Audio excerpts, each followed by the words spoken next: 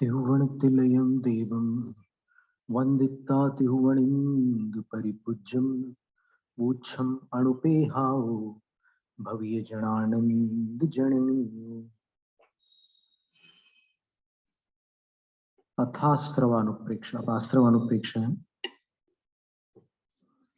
आश्रव, संवर, निर्जरा ये सैद्धांतिक शब्द हैं जो जैन शास्त्रों में पाए जाते हैं।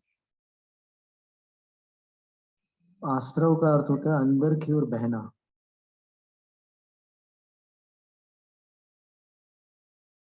स्रव का अर्थ झरना होता है, स्राव का अर्थ बहना होता है, आश्रव का अर्थ होता है अंदर की ओर आना। तो कर्मों का इन्फ्लक्स, भीतर की ओर आना, आश्रव। मणवयण काय जोया जीव पैसाण फंदन विशेषा मोहोदयेन जुत्ता विजुदा वियासवा होंती।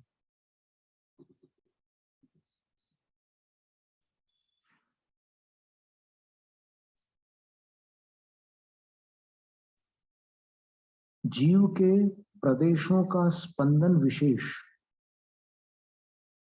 मन वचन काय योग है।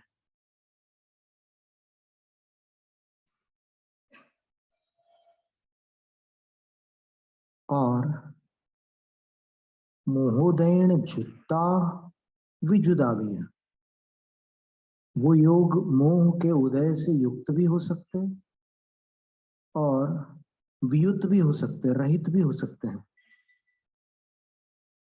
लेकिन योग जब भी होंगे तो आसवा होंगी, वो आश्रव रूपी होंगे।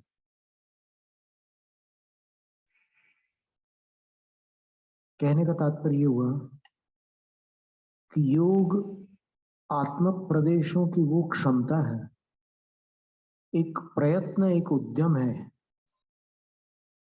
मन वचन काय की चेष्टा से पूर्व एक स्पंदन विशेष, एक शक्ति विशेष, एक तैयारी विशेष होती है, उसका नाम योग है।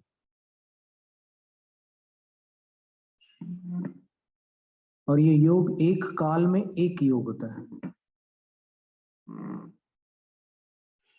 लेकिन मन वचन काय की प्रवृत्तियां एक साथ हो सकती, योग कभी भी एक साथ नहीं हो सकते। योग एक होता है। धवल ग्रंथ में पहली पुस्तक के अंदर इसका खुलासा था कि वो उसमें कर्म परमाणुओं को, कार्मण वर्गणा के परमाणुओं को कर्म पर्याय देने की शक्ति होती है। यानी वो योग में ये शक्ति होती है कि वो कार्मण वर्गणाओं को कर्म बनाकर आत्मा में लगा देता है। अब वो कितने समय तक लगेगी कर्म पर्याय रूप कार्मण वर्गणा की अवस्था, तो वो योग कषाय युक्त और कषाय रहित पर निर्भर करेगी। अब यहां पर मोहोदयन जुत्ता लिखा है। मोह का अर्थ केवल कषाय नहीं है। मोह में दर्शन मोह भी आते हैं और चारित्र मोह, प्रकृति भी आती है। आगे अपन और देखेंगे।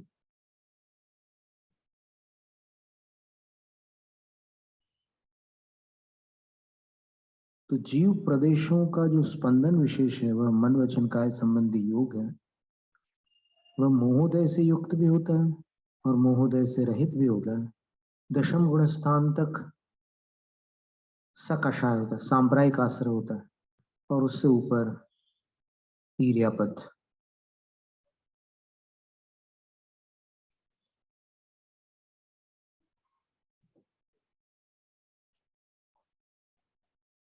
फिर योग के उत्तर भेद देखें मन वचन काय में, तो मनोयोग के 4 भेद हैं, वचन योग के भी 4 भेद हैं। सत्य मनोयोग, असत्य मनोयोग, उभय मनोयोग, अनुभय मनोयोग। सत्य वचन योग, असत्य वचन योग, उभय वचन योग, अनुभय वचन योग। और काय योग के 7 भेद हैं। औदारिक का योग, औदारिक मिश्र का योग, वैक्रिक का योग, वैक्रिक मिश्र का योग, आहारक का योग, आहारक मिश्र का योग और कार्मण का योग।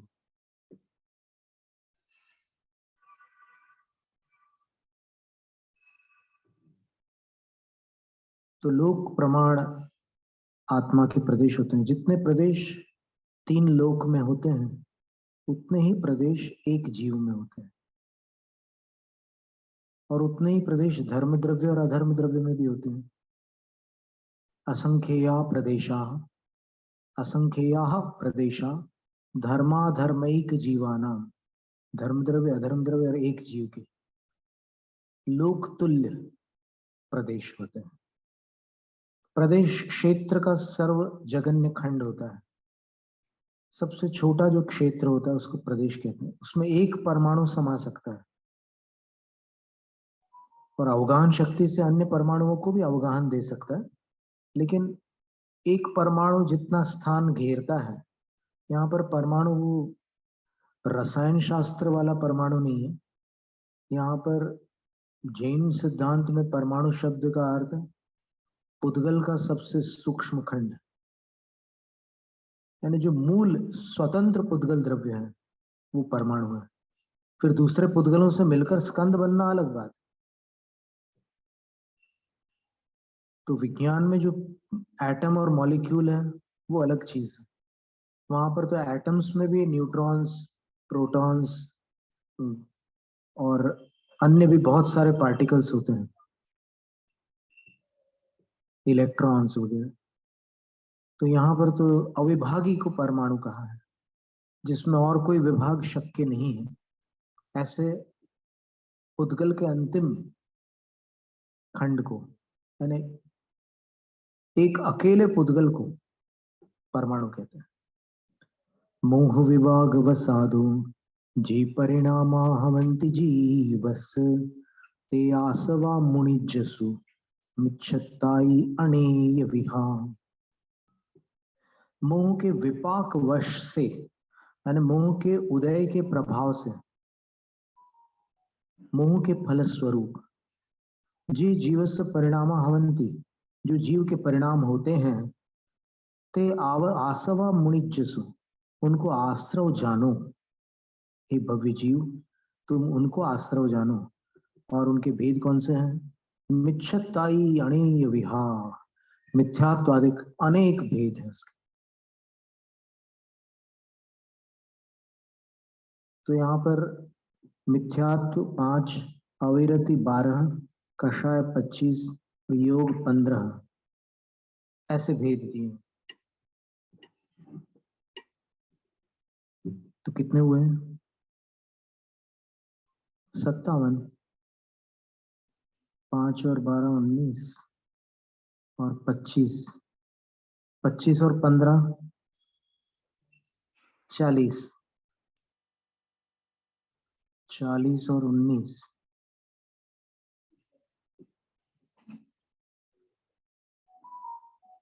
59, 59 हो गए। 57 ही हुए। 12 और 5 अपन ने 19 गलत गिना ना। 17 थे। तो ऐसे ये 57 आश्रम है। अनेक विधा, ये अनेक प्रकार के हैं। शुभ अशुभ भेदेन बहुत प्रकार, शुभ और अशुभ के भेद से बहुत प्रकार के हैं। तान आश्रवान मन्य सुन, उनको आश्रव जानो। हे भव्य तुम जाने, हे भव्य तुम जानो। कोई अभव्य जीव कहता है कि मेरे को नहीं जानना, तो बोले तुम मत जानो। भव्य जीव है उसको कह रहे हैं कि हे भव्य तुम जानो। ये जीवस्य भाव परिणामा भवंती, जो जीव के भाव होते हैं, परिणाम होते हैं। देखिए, भाव, परिणाम और उपयोग, ये 3 एकार्थक शब्द है, इसका ध्यान रखना। पर मोह विपाक वशात, ये आश्रव जो है वो मोह के विपाक के वश से होने वाले परिणाम है। मोहनीय कर्मोदय वशात, मोहनीय कर्म के उदय के वश से ये आश्रव होते हैं। कम्मम पुण्यम पावम एवं ते सिंच होन्ति छिदरा मंद कसाया सच्चा दिव्य कसाया असच्छादु। कर्म पुण्य और पाप होते हैं, और तेसिम हेउ उनके हेतु कौन होते हैं? सच्छ दरा, स्वच्छ और इतर यानी अस्वच्छ जो भाव है वो। स्वच्छ भाव पुण्य के हेतु हैं और अस्वच्छ भाव पाप के हेतु हैं। अब स्वच्छ भाव क्या है और अस्वच्छ भाव क्या है? तो आचार्य कहते हैं कि हु नियम से मंद कसाया सच्च, मंद कषाय रूप जो भाव है वो स्वच्छ भाव है, और तीव्र कसाया असच्छाद, और तीव्र कषाय रूप जो भाव है वो अस्वच्छ भाव है।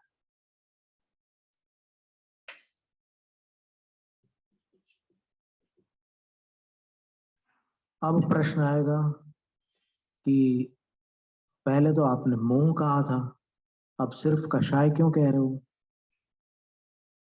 यहाँ पर मंद कषाय और तीव्र कषाय पर आ गया। पिछली गाथा में क्या कहा था? मोहनीय कर्म के उदय से। तो मोहनीय कर्म में तो दर्शन मोहनीय, चारित्र मोहनीय दोनों आते हैं, फिर यहाँ पर अकेले कषाय शब्द का प्रयोग क्यों किया? ये प्रश्न उठ सकता है। तो इसका उत्तर अपन देखेंगे। अभी अपन इसको आगामी खाते में रखते हैं, आगे के लिए रखते हैं।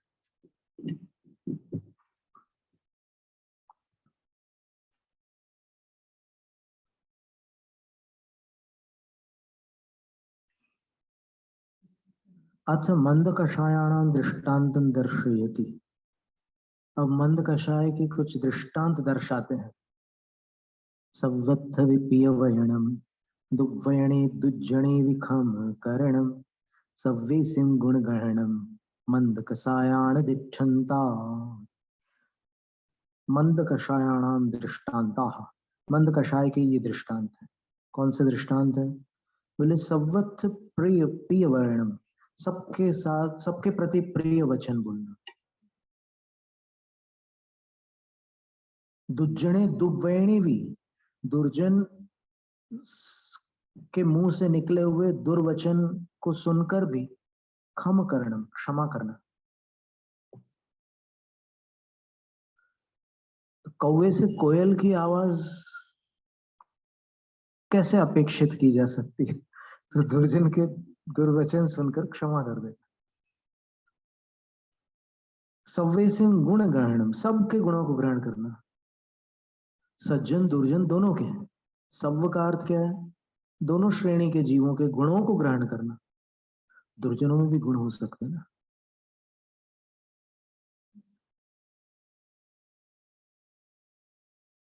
ये सब मंद कषाय की दृष्टांत है।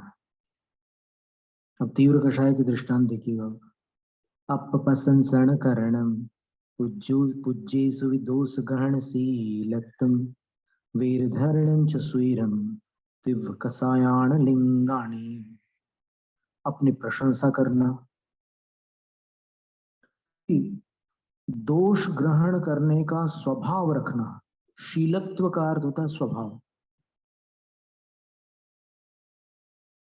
और सुइरम वैर धरणम, चिरकाल तक वैर धारण करना। थोड़े समय तक नहीं, अधिक समय तक वैर धारण करना। ये तीव्र कषायाण लिंगाणी, ये तीव्र कषाय के लिंग अर्थात चिन्ह है। चिन्ह का अर्थ होता है पहचान है, लक्षण है। अपनी प्रशंसा करना, पूज्य जनों में भी दोष ग्रहण करने की आदत रखना, और चिरकाल तक वैर धारण करना, ये तीव्र कषाय की पहचान है। एवं जानन्तो विहु परिचयनीये जोन परिहरई तस्सासवाणुवेखा सव्वाविणी रथया होदी। ऐसा जानते हुए भी जो त्याज्य विषयों का परिहार अर्थात त्याग नहीं करता, उसकी आनव आश्रम अनुप्रेक्षा सारी की सारी निरर्थक हो जाती है। एदे मोहय भावा जो परिविज्जे ओ समय लीनो हे अंतिमन्न मानो आसव अणुवेहणं तस्य। इस प्रकार मोहक भावों को जो उपशम में लीन हो, जो शांति में लीन होकर इन मोहक भावों को परिवर्जित करता है, अर्थात इनको छोड़ देता है। क्या मानकर छोड़ता है? हेयंति मंडमाणो, ये हे है ऐसा मानता हुआ जो छोड़ देता है। तस् आसव अणुवेहणम, उसकी आसव अनुप्रेक्षा होती है। इति आश्रवानुप्रेक्षा सप्तमोधिकार, सातवां अधिकार हो गया आश्रवानुप्रेक्षा का। अब आश्रव के बाद एक दूसरी प्रक्रिया और होती है, बंध। सर्वार्थ सिद्धि ग्रंथ के अनुसार आश्रव और बंध में काल भेद नहीं है। जिस काल में आश्रव होता है उसी काल में बंध होता है, समय भेद नहीं, बस लक्षण दोनों के अलग अलग हैं, भाव वही रहते हैं। जिनसे आश्रव हो रहा है उन्हीं भावों से बंध भी हो रहा है, लेकिन लक्षण क्या है? लक्षण ये है कि आश्रव का अर्थ होता है कार्मण वर्गणा का अपने योग के निमित्त से कर्म पर्याय रूप परिणमन होना, ये आश्रव है। यानी उद्गल द्रव्य की एक पर्याय से दूसरी पर्याय हो जाना आश्रव। कार्मण वर्गणा पुद्गल द्रव्य है, उसकी कार्मण वर्गणा पर्याय छूट जाती है और कर्म पर्याय उत्पन्न हो जाती है, तो वहां पर कार्मण वर्गणा पर्याय का व्यय हुआ और कर्म पर्याय का उत्पाद हुआ, बस इसका नाम आश्रव है। और ये जिस भाव से हुआ वो भावाश्रव है और वो द्रव्याश्रव है जो हुआ। द्रव्याश्रव इसलिए क्योंकि जीव द्रव्य से अलग वो पुद्गल द्रव्य में वो घटना हुई है, लेकिन हुई जीव के भाव से है, इसलिए वो जो परिवर्तन है उसका नाम आश्रव है। और आश्रव होते ही साथ वो जो कर्म पर्याय उत्पन्न हुई है वो आत्म प्रदेशों के साथ एक में हो जाती, दूध पानी जैसे घुल मिल जाती, तो उसका नाम बंध है। जैसे दूध में शक्कर मिला दो, दूध में पानी मिला दो, कुछ भी जो चीज उसमें डिसॉल्व हो जाए, दूध में घुल मिल जाए, वैसे ही ये जीव और पुद्गल के प्रदेश एक में हो जाते। जब ज्ञानावरण का बंध होता है तब दिमाग में बंध नहीं होता ज्ञानावरण का, दर्शनावरण का बंध आंख में नहीं होता, संपूर्ण आत्म प्रदेशों में होता है। कोई भी आत्म प्रदेश छूटता नहीं, सब जगह वो कर्म बंध जाते हैं। तो ये जो बंध पर्याय है वो बंध प्रकृति और प्रदेश बंध, चार प्रकार के बंध है ना, प्रकृति बंध, प्रदेश बंध, स्थिति बंध और अनुभाग बंध। तो प्रकृति और प्रदेश बंध जो है वो आश्रव रूप है, और स्थिति और अनुभाग बंध जो है वो मुख्य रूप से बंध रूप है, तो चारों ही बंध है। तो जोगा पैड़ी पदेशा, योग से प्रकृति और प्रदेश बंध होता है और योग से आश्रव होता है। तो इसका अर्थ ये हुआ कि आश्रव का अर्थ ही प्रकृति प्रदेश बंध, और ठिधि अनुभागा कषाय दो होती, स्थिति और अनुभाग कषाय से होते हैं। अब सवाल उठता है कि जो नो कषाय है उनसे बंद होता है कि नहीं? जो मिथ्यात्व है उससे बंद होता है कि नहीं? ये प्रश्न सामने आता है, क्योंकि अभी ये चार प्रकार के बंध में तो उन्होंने नाम लेकर के कह दिया, जोगा पैड़ी प्रदेश, प्रकृति और प्रदेश बंध योग से हो रहा है, और ठिधि अनुभाग कषाय होती, स्थिति और अनुभाग जो है वो कषाय से हो रहे हैं। तो फिर मिथ्यात्व और नो कषायों का कोई काम ही नहीं रहा। क्या ऐसा हो सकता है कि मिथ्यात्व और नो कषायों का कोई योगदान नहीं है बंध की प्रक्रिया में? अगर कोई योगदान नहीं होता तो मिथ्या दर्शनाविरत प्रमाद कषाय योगा बंध हेतव, 8वें बंधाधिकार में तत्वार्थ ग्रंथ के अंदर उमा स्वामी आचार्य मिथ्या दर्शन, अविरति, प्रमाद, कषाय और योग, इन 5 को बंध का कारण कैसे कहते हैं? सोचने की बात है। अब कोई कहे कि नहीं, इनको आधार मान सकते हैं, अधिकरण मान सकते हैं, कारण तो योग और कषाय है। समझ में आ रहा है आपको? यानी साक्षात बंध के कारण तो योग और कषाय ही है, और ये तो आधार है। अब किसी जीव में मिथ्यात्व का उदय चल रहा है तो उसके अंदर की जो कषाय है वो स्थिति और अनुभाग बंद करेगी। किसी में अविरति का उदय चल रहा है तो उसके अंदर की जो कषाय है वो स्थिति और अनुभाग का बंद करेगी। किसी के अंदर प्रमाद चल रहा है तो उसके अंदर की कषाय स्थिति और अनुभाग बंद करेगी। यानी 5 बंध हेतुओं में से 3 को तो आधार बना दिया और 2 को प्रधान बना दिया चिंतन की अपेक्षा से। पर अपन वास्तव में देखें तो क्या मिथ्यात्व से स्थिति और अनुभाग बंद हो सकता है या नहीं हो सकता? मिथ्यात्व तो श्रद्धान रूप है।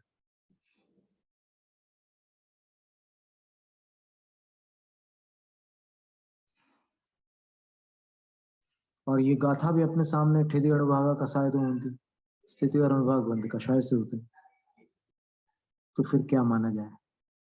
तो ये एक प्रश्न हम आपके सामने अभी रख रहे हैं। इसका समाधान बहुत अद्भुत है।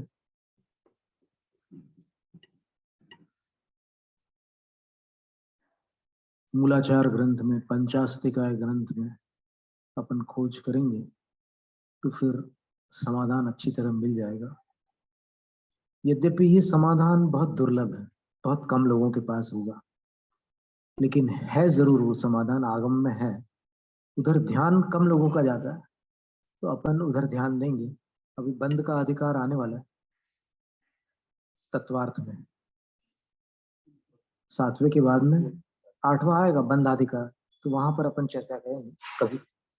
और इसमें भी अपन कभी ऐसा कोई प्रसंग निकल आया तो फिर इस बात को रख लेंगे। आप बिल्कुल चिंता मत करो। आप ये मत सोचो कि अरे मेरी आयु पूरी हो गई तो इतना इतना नेगेटिव मत सोचो। तो पूरी भी अगर हो गई तो क्या चिंता है? अगर अपन आगम की उत्कंठा के साथ आयु पूर्ण करते हैं तो फिर उस उत्कंठा की वहां पर पूर्ति होती है आगामी काल में।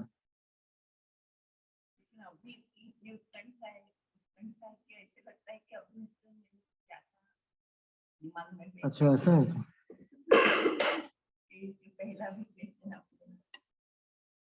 क्वेश्चन नहीं पूछते तो अच्छा रहता है, ऐसा लगता है।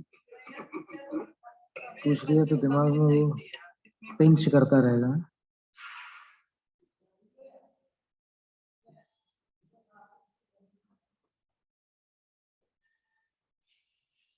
पर तीव्र कषाय और मंद कषाय के दृष्टांत बड़े सुंदर दिए। स्वच्छ भाव और अस्वच्छ भाव। मंद कषाय स्वच्छ भाव है और तीव्र कषाय अस्वच्छ भाव है। ये सारे जो आचार्य वचन है इनका संग्रह करने योग्य। केवल एक ग्रंथ के आधार पर अपन कोई निर्णय नहीं ले सकते। दूसरे ग्रंथ में जिस अपेक्षा से जो कथन किया है उसका भी अपने को संग्रह करना है। ये तो एक ग्रंथ को आप पसंद कर रहे हो और उसी को पकड़ लो तो फिर तो वो आपका राग कहलाए, वो ज्ञान नहीं कहलाए। ज्ञान जो होता है वो पसंद या नापसंद नहीं करता, वो जितनी इंफॉर्मेशन है उसको कलेक्ट करता है। ज्ञान जानकारियों का संग्रह करता है। इसलिए जो ज्ञानी है वो नयों का पक्षपात नहीं करते। जो रागी है वो नयों का पक्षपात करते हैं। कोई निश्चय का पक्षपात करता है, कोई व्यवहार का पक्षपात करता है। ये पक्ष मुक्त होते हैं। दोनों जिनेंद्र प्रणीत हैं तो जिस दृष्टि से जो बात कही गई है उसको उस दृष्टि से ग्रहण कर लो, उसमें क्या दोष है?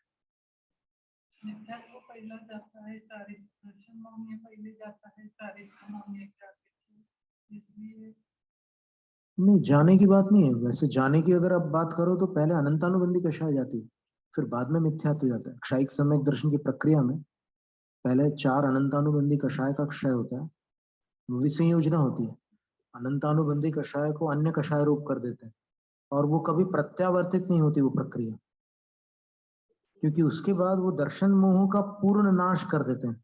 तो फिर दर्शन मोह का नाश होने से नीचे आने का प्रश्न ही नहीं, और नीचे नहीं आएंगे तो फिर वो संयोजना हो नहीं सकती।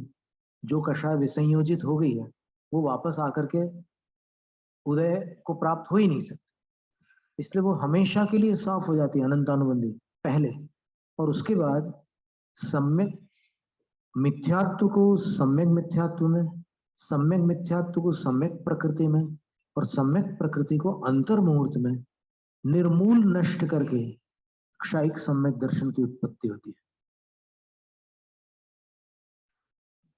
बड़ी अद्भुत प्रक्रिया है।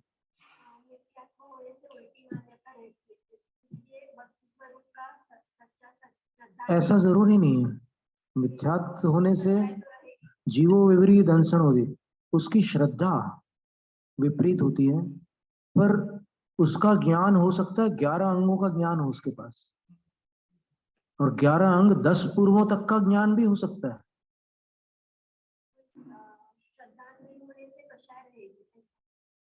तो अनंतानुबंधी कषाय तो रहेगी ना, मिथ्यात्व के उदय के साथ तो अनंतानुबंधी कषाय रहेगी। केवल एक अपवाद उसका ऐसा है कि कभी कोई जीव विसंयोजना से नीचे आता है। मान लो किसी जीव ने अनंतानुबंधी की विसंयोजना की, तो अनंतानुबंधी का एक भी परमाणु उसकी आत्मा में नहीं रहा, लेकिन मिथ्यात्व है और उसका उदय आ गया, तो फिर वो जीव मिथ्यात्व गुण स्थान में आ जाता है, और मिथ्यात्व गुण स्थान में आते ही साथ अनंतानुबंधी की संयोजना प्रारंभ हो जाती है। जो परमाणु अन्य कषाय में डाले गए थे वो वापस अनंतानुबंधी रूप हो जाते, रिवर्स हो जाते हैं, और अनंतानुबंधी फिर उदय में आने में उसको एक आवली काल लग जाता है। तो मिथ्यात्व में एक आवली तक अनंतानुबंधी का अनुदय रहता है, उसके बाद अनंतानुबंधी उदय में आ जाती है, ऐसी स्थिति भी बनती है।